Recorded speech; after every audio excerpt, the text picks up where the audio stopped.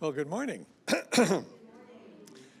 It's occurring to me that this feels a little bit like a Sesame Street episode in which you're going to hear about the lesson 15 different times and ways so that at the end you really have learned it.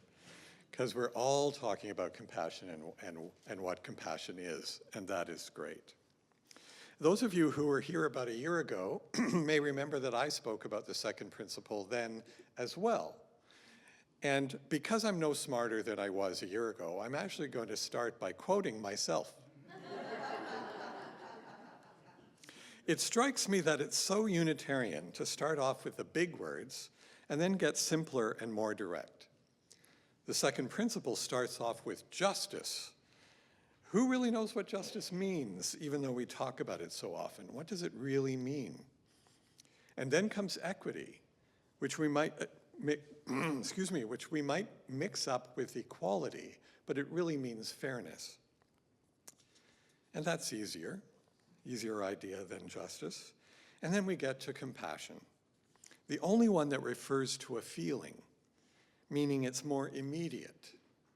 I believe that we put it backwards. It should read compassion, equity, and justice in human relations.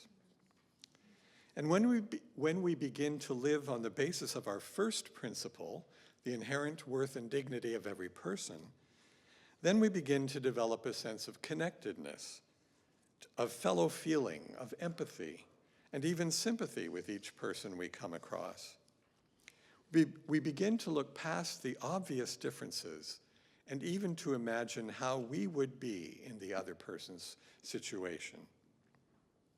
By doing this, we are drawn into living according to the second principle, if we think of it as beginning with compassion. So that's the end of the quote. And last year I focused on equity, and this year, in case you haven't guessed, it's compassion.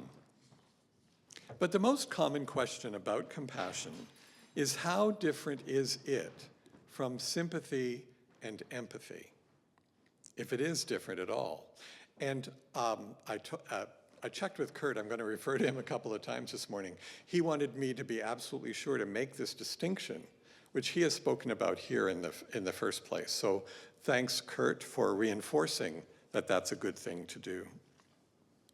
Now, we have every right to be confused about sympathy, empathy, compassion, because actually out there are different and contradictory ideas about that. Although compassion is the more agreed upon of the three.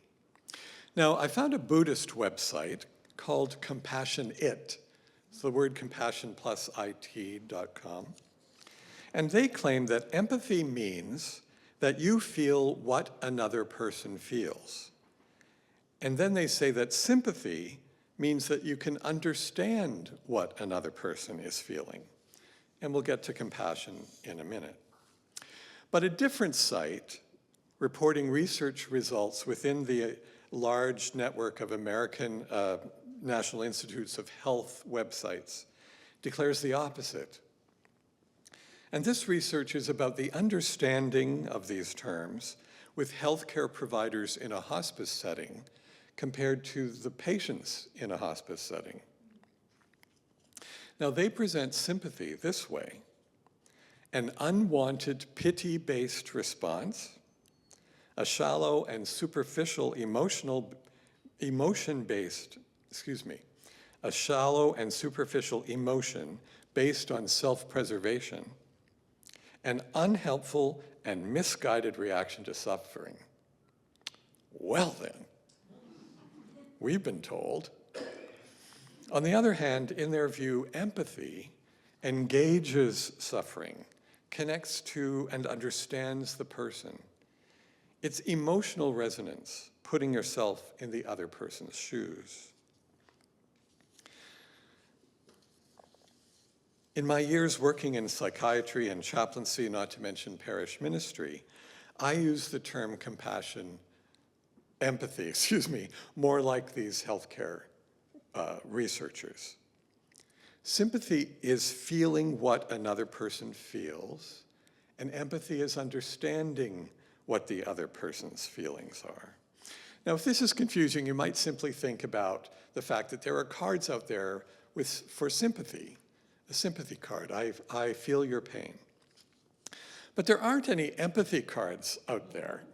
If there were, they'd probably be about this thick, page after page of describing how I understand you. And for what it's worth, when I am caring for somebody with sympathy, there's nothing wrong with sympathy, as long as I neither feel the person so much I can't be helpful, like they're crying, but snot is running down my nose, nor that I'm assuming that I know exactly how they feel. Those are pitfalls of sympathy. As we mature in our ability to be present to each other, we develop empathy in the sense of being with them, understanding what they're going through, while keeping on top of our own similar feelings. And I want again to refer to something I said last year that I now think was inaccurate, or just say wrong. I claimed that the current thinking is that infants are born with an innate capacity for compassion, that's what I said, in the sense that we naturally respond to the expressions of other people's on their faces.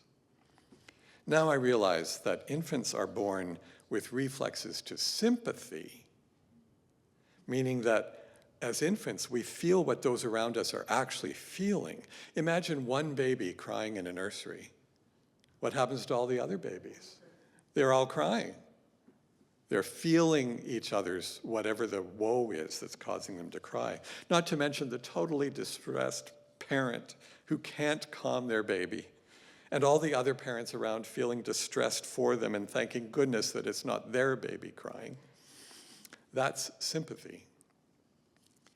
Then by the age of about 18 months, children learn to express empathy, meaning they begin to show concern for others through their facial expressions, gestures, and vocalizations towards comforting another. So now, one toddler cries, and another shows a look of concern, while the other parents know what that feels like and wish they could help.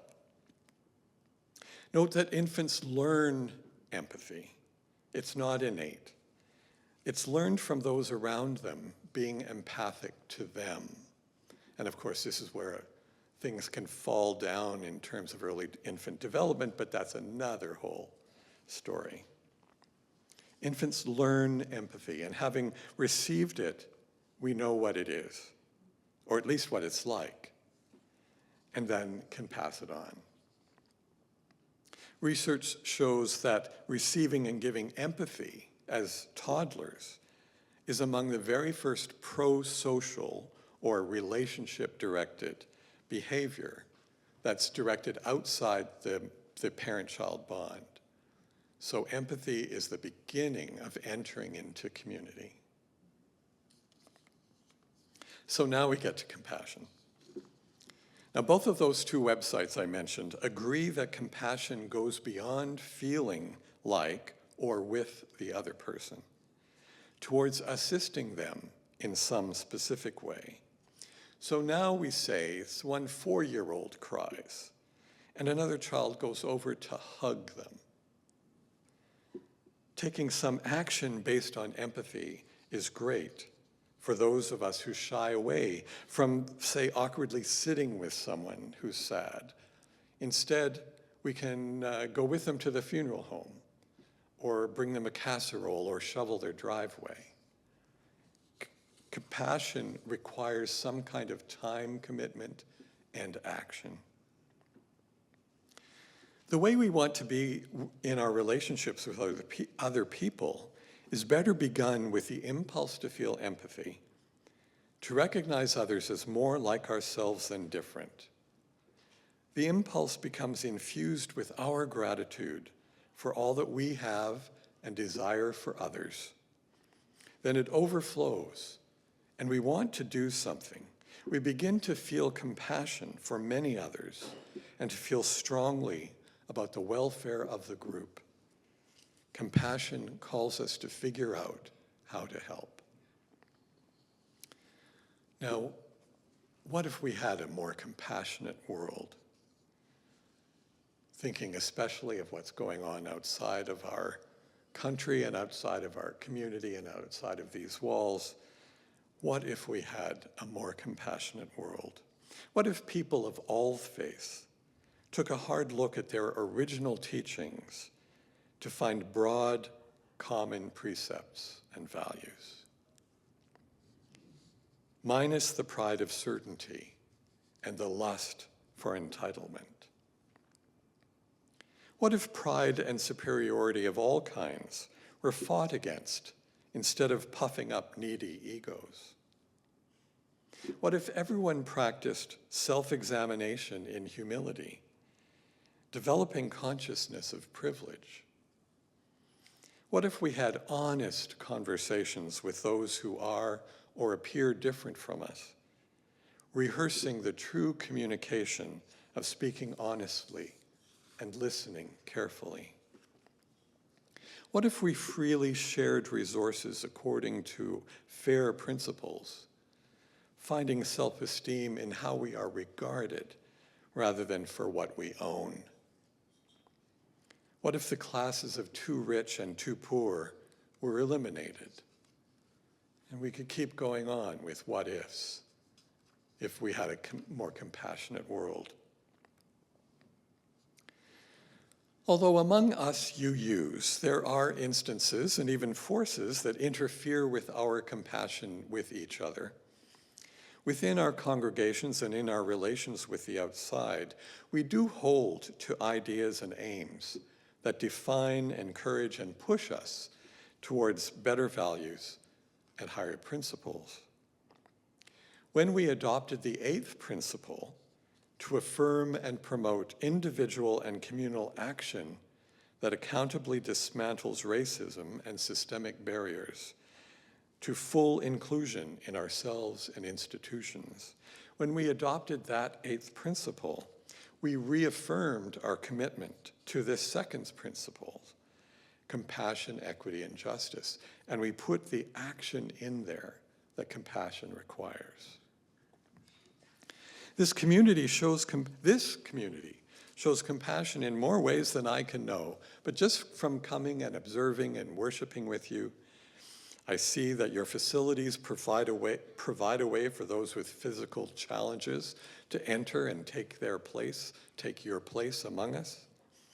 You think of ways for families to take part, including parents and children. You encourage those of you who come here regularly to greet and extend your warmth to those who've never been here before. You take time to share and acknowledge the milestones or significant moments that arise among you. And you make it easy for anyone who cares to participate in that part of the service. Now, Kurt agreed to let me use him as an example of how you allow and invite and develop and make use of the talents of people with different abilities to provide leadership and participation in your community. And you express compassion outside of here as well. I've regularly been astounded by how many ways you participate in the world around you, in your neighborhood especially, but further than that as well. And you do that so much for a small but mighty community. This is truly a compassionate community. The world around us, around you, and around what's around you, and further away than that, it all yearns for compassion. And you and we do our bit to provide that by taking action. Now today, instead of having a closing for this message, we're going to close it together, doing a responsive reading that's in the gray hymnal. It's also going to be on this slide. It's number 464, and it's written by Judy Chicago of the Dinner Party. Some of you I have actually seen that in a museum. And she wrote these words. I'll read the plain text and you can join if you care to and are able to read the italics. And then all that has divided us will merge.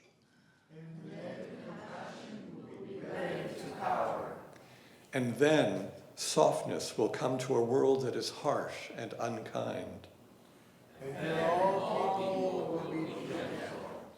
And then all people will be strong.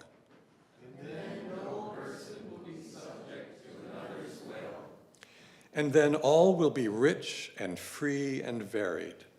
And then the greed of some will give way to the needs of many. And then all will share equally in the earth's abundance. And then all will care for the sick and the weak and the old. And then all will nourish the young. And then all will cherish life's creatures. And then all will live in harmony with each other and the earth. And then everywhere will be all even once again. And we make it so.